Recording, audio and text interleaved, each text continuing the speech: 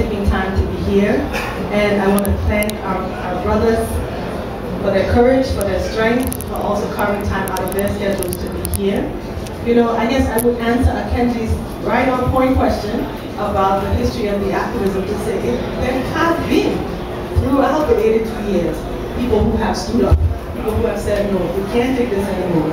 People who have fought, some in government, essentially saying that there should be value added, there should be manufacturing in the country, there should be productive capacity added within the country. In the 1940s, Liberian governments have been making that plea, right?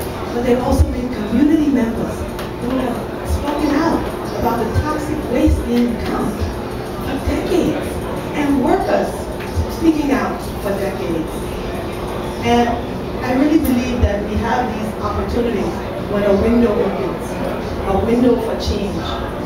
And all that you see in front of you is a small segment of what happened when people stood up back in 2004, 2005 to say enough is enough.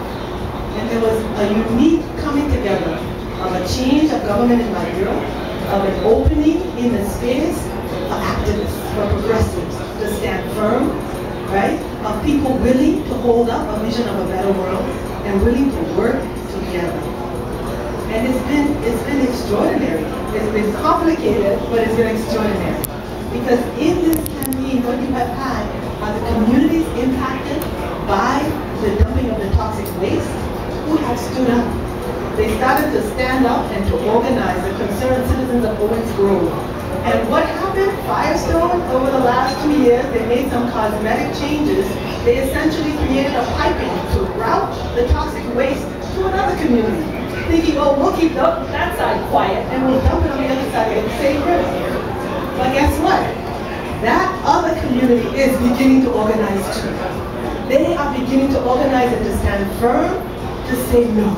We know that it is not essentially, treating a toxic waste to take it from one side of the river and dump it on the same side of the same river. You are depleting the fish, you are polluting the water that people are bathing in. The rashes on people's skin throughout the community stand for themselves, they speak volumes. And people are organizing to say enough is enough. Almost about that same time, you had this Aggrieved Workers Committee. These incredibly courageous guys who are now the Firestone Agricultural Workers Union of Liberia. They were the committee of the outsiders, not in the formal leadership of the union, right? But they had a vision of justice for workers, a vision of upholding really rights that any worker around the world should enjoy. Opportunities to send their kids to school, opportunities to have decent wages, opportunities to not be used as beasts of burden, carrying 150 pounds, mile or 2 miles down the road. They had a vision of a better way. And it's extraordinary that these aggrieved workers started wildcat action and fought hard, fought gallantly, fought all the way up to the Liberian Supreme Court, as far as to refuse to recognize them.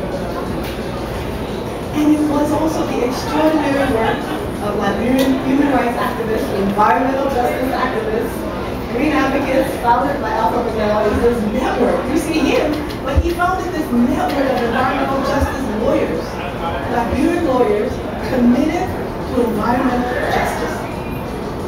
And it is that network that went with a bunch of other human rights lawyers to support the workers, that were then their workers in their legal battles. It is that network that is supporting the community in their fight for their environmental rights. It is other human rights activists, Foundation for International Dignity, Center for Democratic Empowerment, Catholic Justice and Peace Commission. I shouldn't start naming them because the list is long, right? But it's a network of human rights activists, progressives, with a vision of a better world, standing firm, standing in solidarity with workers, standing in solidarity with the community. And basically what we did was to reach hands on this side of the platform. We reached hands with the International Labor Rights Forum, we reached hands with the United Steelworkers, because these are it's the same family, brethren. I still am fighting for a gender neutral word, but it's the same family, right? It's a trade union family connected to the steelworkers. So the steelworkers risen up. Solidarity Center providing training. You know, this extraordinary linking of hands across the Atlantic. I believe this is how change happens. So it was fantastic when you saw the Supreme Court case led there by those civil rights lawyers in Liberia. And then you had a community, Berkeley, California, putting forward a city council resolution in support of the workers of the FIRESTONE plantation. Can you imagine? The Berkeley City Council recognized that 85%, approximately 85% of their tires are FIRESTONE tires. And they use their leverage here. And it is that leverage that also FIRESTONE recognized, right? But I guess I want to say that the struggle has been going on now for about 4 years. The legal battle is still continuing. And I believe justice will be ours in that legal battle, right? But we also need citizen action. Like in any kind of successful effort of social change, we need sustained citizen action. And I think there are opportunities to get involved. What we're working towards in this next phase of the campaign is shareholder activism, but we also know that it is consumer activism, consumer pressure that FIRESTONE hears the most. So particularly now, when this corporation that abuses child labor, abuses worker rights, abuses women on that plantation, is looking to polish up its public image, right, by sponsoring the Super Bowl, by sponsoring the National Hockey League, and every other sporting event they can. It is important to help them recognize that people here in Washington, D.C., here throughout the United States, care and want to engage and want to stand firm. We have had so many efforts with them dismissing us along the way. But we recognize that, what is it that Martin Luther King said?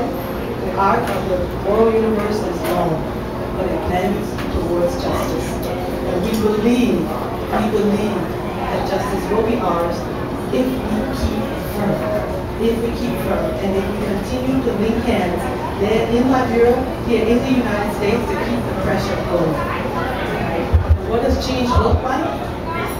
Change is absolutely holding accountable the largest investor in Liberia.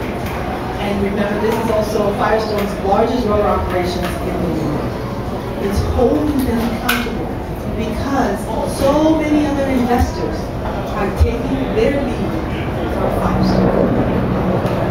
And just as we have to hold them accountable, we have to make sure we hold the Liberian government accountable, to continue to pressure the Liberian government to demand its proper taxation, to demand its proper royalties, to demand the conditions for workers that are suitable. We've had some steps in the right direction, but it will take sustained engagement, keeping the pressure up, both here in the U.S. and in Liberia. Justice will be ours. So I can go on and on, but I want to thank you all for being here. I want to thank you all for your courage. Wednesday at lunchtime, another opportunity to engage and to hear more about what's happening with the struggle in Liberia and with the sustained work of the campaign. We encourage you to come lunchtime on Wednesday, 12:30 at the Institute for Policy Studies.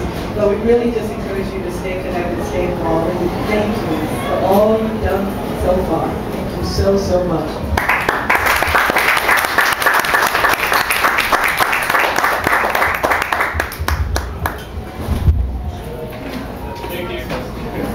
And we'll be here if you want to talk about it.